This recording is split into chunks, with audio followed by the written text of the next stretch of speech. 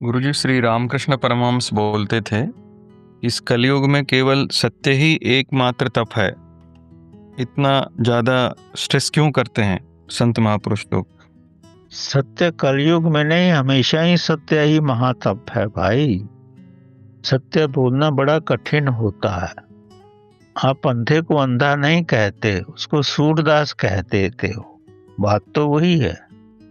आप उसको कष्ट नहीं देना चाहते। अब जिसकी एक आंख नहीं है उसको किसी और रूप में आप कह दोगे, तो सत्य बोलना कठिन ही होता है। और कलयुग में तो और कठिन है, क्योंकि यहाँ तो सभी कुछ असत्य है।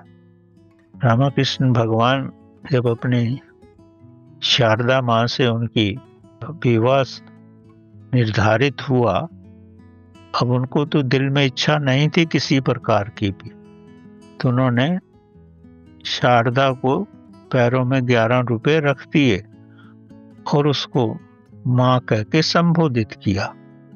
वो तब से वो माँ ही बनी रही। कहने का मतलब ये है कि उन्होंने माँ बाप को भी निराश नहीं किया और विवाह को भी इनकार नहीं किया, और शारदा को माँ की पद्धति दे दी और जो भी कार्य था वो संपन्न कर लिया।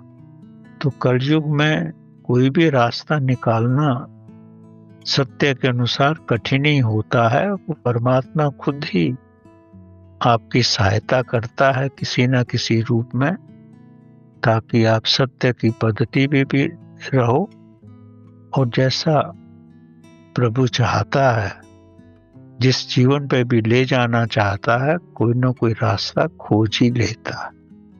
क्योंकि आपकी चेतना तो प्रभु चेतना के साथ ही है। आपकी चेतना में जो विचार या जो कंपन डाल दिया जाएगा, तो उसी के अनुसार आप कार्य करने लगोगे।